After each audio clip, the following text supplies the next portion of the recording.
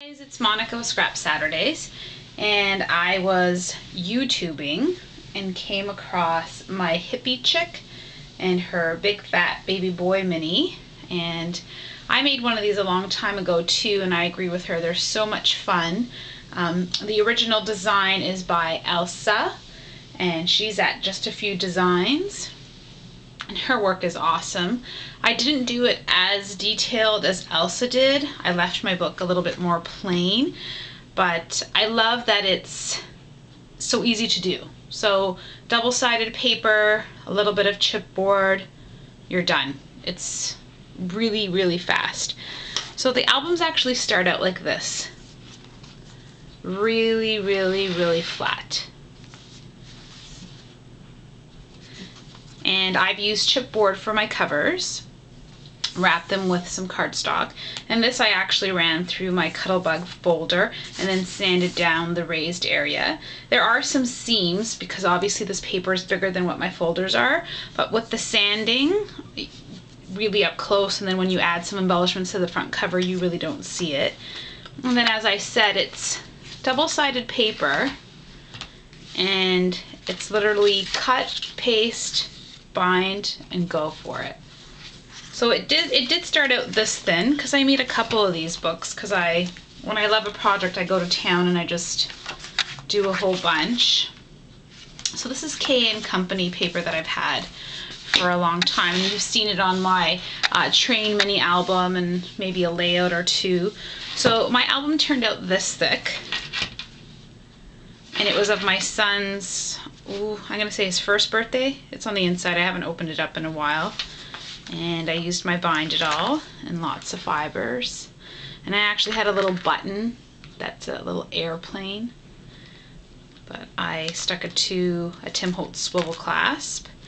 And then I used some belt ribbon, and I actually hot glued it down to the paper, but I used brads to make it look like as if it was bolted down so that it looks like it was actually put on with brads, but it wasn't. And then I used this belt loop to make my closure. So the inside, I kept the invitation for my son and put it there. And then again, these pages are super, super easy. I flipped some of the corners down. I did not do the full Elsa tutorial because I was just trying it out. Here in Canada, we have Tim Hortons. Well, I think in the States you have it too, but this is my son's favorite, chocolate Timbits.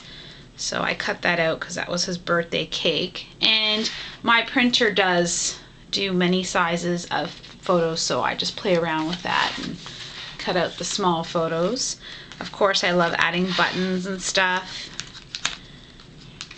A little small flip book on this side. I tucked in a photo in the back there. Then some ribbon detail here. The photo's actually stuck down there.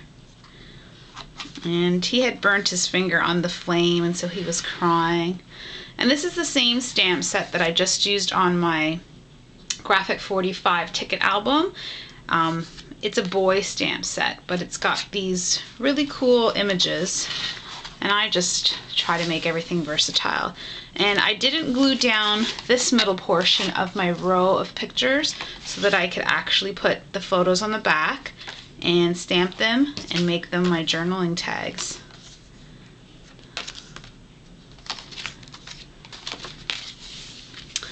I wrote on the back of this page, and I put some glossy accents on that one. I fussy cut out these from the actual paper collection, and I have to go quickly because some of the pictures I don't have permission from my family members, but I think they won't mind. This is from a few years ago. I made this. I found a tutorial. This book is maybe 2 years old now, or maybe a year old, so I don't know where I found this tutorial, but it was really neat. So I just had 2 pieces of square scrap paper left over, and I did that kind of stamping and stuff like that. On this side of the double-sided paper, it's actually got lined paper. So, oh, see, I made it in September 2010. I try to write the dates of when I'm writing the story so the kids know that sometimes mommy writes the stories, but I don't always get time to do it right away. And this actually flips up, and the story continues all on the back. I added some ribbon trim down here. Another fold out pocket. Pictures behind. All the pictures pull out. All the pictures have writing and journaling on them. Here's that cut here stamp that I just used for the tickets. Just think outside the box. Think of what it is that you want to make and what your tools can be used for. We don't always have to run out and buy new stuff. You've got it in your craft room. Dig it out, start using them, have fun with them. Again, I put some glossy accents on this tricycle and made it look like this was torn birthday present paper because that's what he's doing in the photos. My son was helping me in my craft room, and he cut out this piece of paper, and I actually wrote down that that's what he did, and I glued it to his book as a memory. On these fibers I just put some chipboard details there, used my corner punch and some Velcro, little chipboard tags, photos glued back to back, and then more pictures and tags. I'm learning as I go along. Some of these things that I put in mini albums, they get banged up. So I learn and I don't do them again, but I don't regret trying. So sometimes it's what you've got to do. You know, did it work out? Maybe not, but it's still the memory. On this page, I cut out a star. So kind of like what I did with my grommets. It's, you know, repetitive style that I like, so it's pleasing to me. And I did keep the stars that I punched out of the reversible paper, and I continued with the pattern. There's a little tag back here. And then when you open it up, I made it into a little ribbon flip out of the photos. And here it's just torn pictures, or torn paper and torn photo paper, and then distressed with some Tim Holtz distressing ink. And that's the end of that. But yes, this is a fabulous, fabulous idea, Elsa. Thank you for sharing. And it's super fast, super quick. You can do it in larger size. That was like the anniversary album that I showed you guys, so I used the full sheet of the 12 by 12.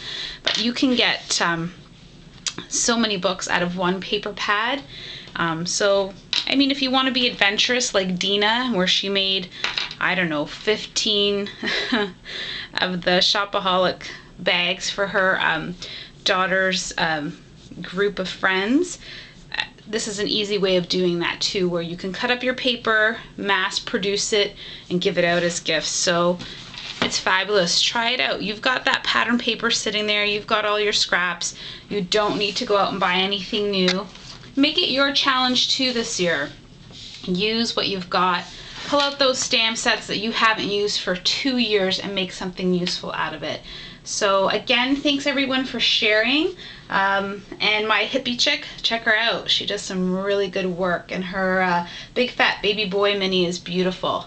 Thanks guys. Have a great day.